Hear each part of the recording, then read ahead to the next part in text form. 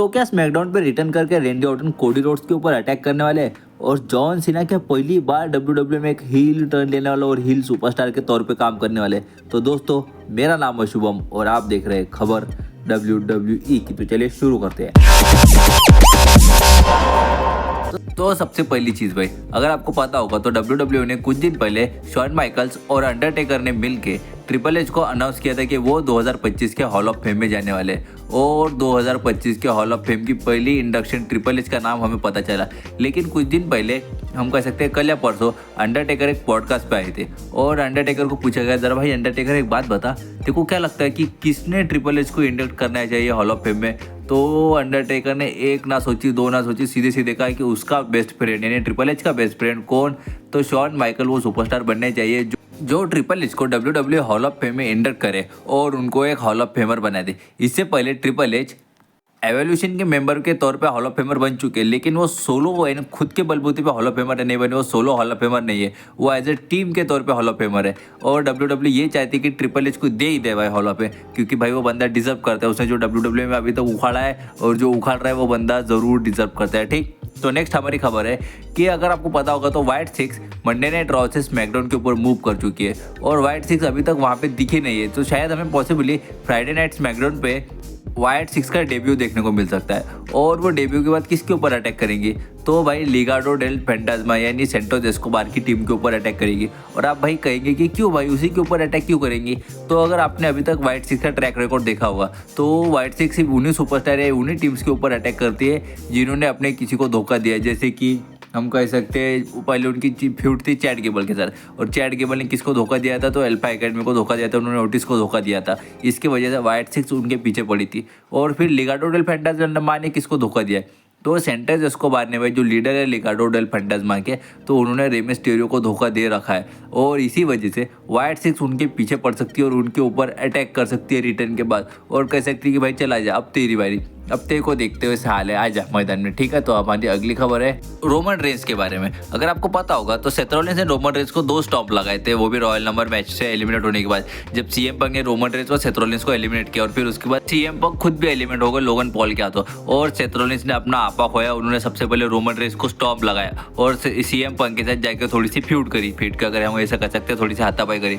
और दूसरा स्टॉम्प लगाया रोमन रेंस के ऊपर जब रोमन रेंस स्टील स्टेप के सारे उठने की कोशिश कर रहे थे। तो भाई जब पहला स्टॉम्प पड़ा रोमन रेंस को तो सेथ रॉलिंस फिसल गए और दोनों पैरों से स्टॉम्प लग गया रोमन रेंस को। और वहां पे ऐसे कह रही है WWE कि वहां पे इंजरी हो गई रोमन रेंस को, लेकिन ये इंजरी हम कह सकते हैं कि स्टोरी लाइन इंजरी है WWE में से रोमन रेंस को गायब रखने के लिए, रोमन रेंस को आराम देने के लिए। और रोमन रेंस हमें डायरेक्ट आते हुए दिख सकते हैं कहाँ पे? तो एलिमिनेशन चेंबर पेपर व्यू में एक स्पॉट जब खाली रहेगा तो वो स्पॉट WWE आखिरी के लिए सरप्राइज के लिए बचा के रख सकती है पॉसिबली, और रोमन रेंस को कोई क्वालिफिकेशन मैच लड़ना नहीं पड़ेगा और रोमन रेंस सीधा सीधा वो स्पॉट लेंगे और वो एलिमिनेशन चेंबर मैच का हिस्सा बनते हुए हमें दिख सकते हैं। ठीक, तो अगली खबर के बारे में बात करते हैं, वो है जॉन सीना के बारे में। जैसे मैंने आपको शुरुआत में ही कहा कि John Cena possibly heel turn ले सकते हैं, और आप कहेंगे कैसे? जैसे मैंने आपको कहा कि John Cena royal number match हार चुके हैं और उन्होंने जे उसो के हाथों एलिमिनेशन सहा, लेकिन वो अब एलिमिनेशन चेंबर पेपरों में एलिमिनेशन चेंबर मैच में भी है।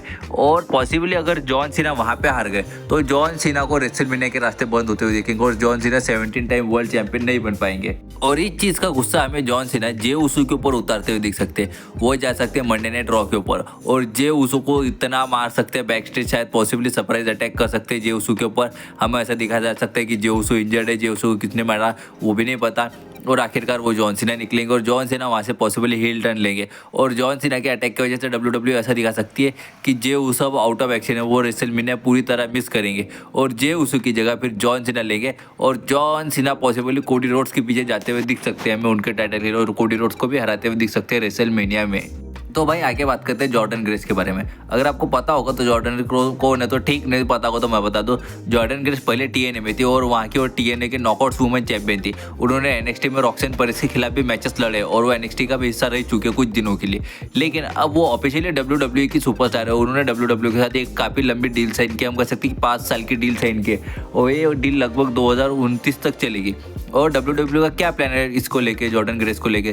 तो WWE की ये प्लान है कि शुरुआती कुछ दिनों में में जॉर्डन ग्रेस को NXT में रखेंगे। जब तक जॉर्डन ग्रेस आदि नहीं होते WWE के रेसलिंग के और वहाँ के फैंस जॉर्डन ग्रेस को पहचानने लगते, और उसके बाद जॉर्डन ग्रेस को वो काफ़ी जल्दी यानी 2 या 3 महीने के अंदर ही मेन रोस्टर पे लेके आएंगे और उनको एक मॉन्स्टरस पुश देंगे।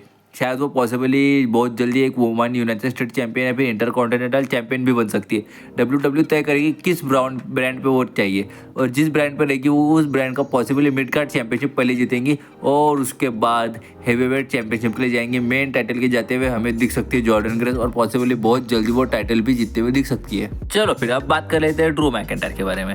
तो ड्रू मैकिंटायर के बारे में क्या बात करना, ड्रू मैकिंटायर एक खतरनाक सुपरस्टार, ये आप सबको पता है। लेकिन मेन बात यह है कि ड्रू मैकिंटायर जब रॉयल नंबर से एलिमिनेट हुए डेमन प्रीस्ट के हाथों, तो सबसे पहले उनका दिमाग खराब हुआ। क्यों? वो उन्होंने बैकस्टेज जाके झगड़ा किया। वो झगड़े के बारे में मैंने आपको कल के वीडियो में बताया कि ड्रू मैकिंटायर का इस बारे में दिमाग खराब था कि वो बैन स्टोक्स, LA नाइट और वो क्या नाम उसको लोगन पॉल, उन दोनों को अपनी बीच में अपने ये करने थे, मूव्स परफॉर्म करने थे। उस वजह से डेमियन प्रीस्ट और ड्रू मैकिंटायर जो स्टोरी टेलिंग करना चाहते थे वो पूरी तरह वो स्टोरी टेलिंग नहीं कर पाए। इस वजह से ड्रू मैकिंटायर बैकस्टेज काफ़ी ज़्यादा गुस्सा भी थे, और अब ऐसी खबरें सामने आ रही है कि ड्रू मैकिंटायर को WWE ने ऑफिशियली स्मैकडाउन पे मूव कर दिया। इसकी वजह से हमें वो मंडे नाइट रॉ पे देखने के लिए नहीं मिले। लेकिन अगर वो स्मैकडाउन पे भी नहीं देखने के लिए मिले तो वो क्या होगा? तो सबसे पहली चीज़ ये होगी कि WWE फिर उन्हें स्मैकडाउन पे कभी ना कभी तो वापस लाएगी भाई ड्रू मैकिंटायर, क्योंकि बड़ा सुपरस्टार है।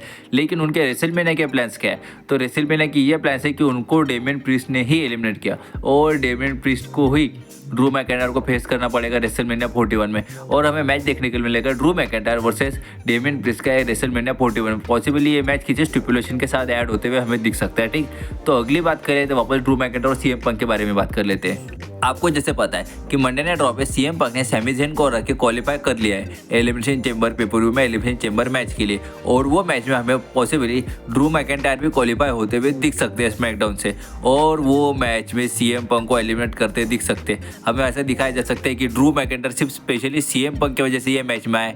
एक तो ऐसा हो सकता है कि ड्रू मैकिंटायर ये मैच में आके CM पंक को कॉस्ट कराए, या फिर स्मैकडाउन पे जाके वो क्वालिफिकेशन मैच जीते और क्वालिफाई कर जाए elimination chamber pay per view match के लिए, और फिर जब ड्रू मैकिंटायर की एंट्री होगी तो वो स्पेशली CM पंक को एलिमिनेट करने की कोशिश करेंगे, जैसे उन्होंने स्पेशली रोमन रेंस का पीछा किया था इसमें रॉयल नंबर मैच पे। वैसे ही वो स्पेशली सिर्फ CM पंक के पीछे पड़ते हुए दिख सकते हैं, और CM पंक को एलिमिनेट करके उनका रेसलमेनिया ड्रीम तोड़ते हुए दिख सकते हैं। ठीक, तो बात कर लेते हैं अगली रैंडी ऑर्टन के बारे में। जैसे मैंने आपको वीडियो की शुरुआत में कहा कि Randy Orton possibly Cody Rhodes के ऊपर टर्न कर सकते हैं। अगर आपको पता होगा तो WWE में कोडी रोड्स को सिर्फ रैंडी ऑर्टन की तरफ से अभी तक धोखा नहीं मिला। और मैं एक बात बोल दूं भाई कि रैंडी ऑर्टन का नाम क्या है? वाइपर। और रैंडी ऑर्टन वो सुपरस्टार है जो अपने हर दोस्त को धोखा देने के लिए जाना चाहता है, तो कोडी रोड्स ही कहाँ बचेंगे? हमें ऐसा दिखाया जा सकता है कि स्मैकडाउन पे कोडी रोड्स आएंगे और वो कहेंगे कि भाई बहुत ब्रूटल मैच था, बहुत मारा केविन ओस से, कहाँ पे पावर बम नहीं दे, लेकिन मैंने मेरा टाइटल रिटर्न कर लिया।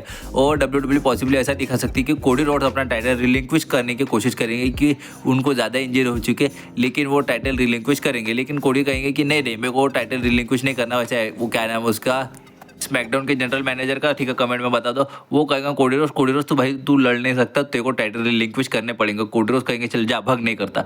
तभी हमें रैंडी ऑर्टन का रिटर्न देखने के लिए मिलेगा। रैंडी ऑर्टन पहले कोडी रोड्स से अच्छी मीठी मीठी बातें करेंगे कि नहीं भाई कोडी रोड्स ने बहुत अच्छा काम किया, और आउट ऑफ नोवेयर आरकेओ देखने के लिए मिलेगा हमें कोडी रोड्स के ऊपर। ठीक, तो नेक्स्ट हमारी खबर है रोमन रेंस के बारे में। रोमन रेंस कल एक पॉडकास्ट पे गए थे और रोमन रेंस ने वहाँ पे कई बड़ी बड़ी बातें कही, लेकिन सबसे मेन बात जो मुझे इंटरेस्टिंग लगी और मैं जो आपको बताना चाहूँगा, तो रोमन रेंस को वहाँ के उसने इंटरव्यूअर ने पूछा, भैया जरा रोमन रेंस से एक बात बताओ, तुम अगर रॉ पे मूव कर गए, पॉसिबली अगर कर गए तो कर गए, तो तुम गुंतर को चैलेंज करना चाहोगे वर्ल्ड हेवीवेट चैंपियनशिप के लिए अगर गुंतर चैंपियन रहे तो रेसलमेनिया के बाद भी? तो रोमन रेंस ने इसके ऊपर एक बहुत ही इंटरेस्टिंग जवाब दिया। रोमन रेंस ने कहा कि भाई अगर वो वर्ल्ड हेवीवेट चैंपियनशिप का स्तर यानी लेवल एलिवेट करना चाहेंगे WWE वाले, तो मैं ज़रूर वो चैंपियनशिप जीतना चाहूँगा। और रोमन रेंस वो सुपरस्टार है कि उन्हें किसी चैंपियनशिप की ज़रूरत नहीं है। अब चैंपियनशिप को रोमन रेंस की ज़रूरत है। अगर चैंपियनशिप को ऊपर लाना है, चैंपियनशिप को एलिवेट करना है, तो वो रोमन रेंस को दे दो, वो ऑटोमेटिक एलिवेट हो जाएगी, मेरा ऐसा कहना है। और अगर world heavyweight champion Roman Reigns के पास गई, चैंपियनशिप रोमन रेंस के पास गई, तो वो चैंपियनशिप का स्तर 110% एलिवेट होगा। मैं ये तुमको लिख के देता हूँ, ठीक है। चलो